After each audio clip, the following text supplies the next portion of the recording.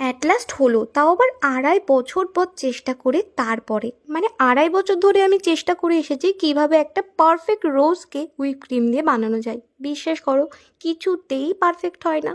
অনেক ধরনের নজলের ট্রাই করেছি, তাও পারফেক্ট করতে পারিনি। কিন্তু না, ওই যে কথাই আছে, যদি কাজ করে যাও তার ফল কিন্তু পাবেই। হ্যাঁ, তো 2.5 বছর ধরে অনেক চেষ্টা করেছি, অনেক ক্রিম নষ্ট করেছি।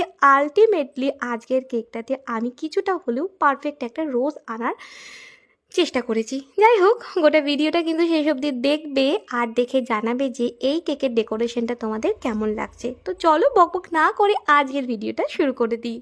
তো কেকটা দেখে তোমরা বুঝে গেছো এটা একটা অ্যানিভার্সারি কেক ছিল, আর এই কেকটা অর্ডার করেছিল আমারই একটা রিপিট কাস্টমার।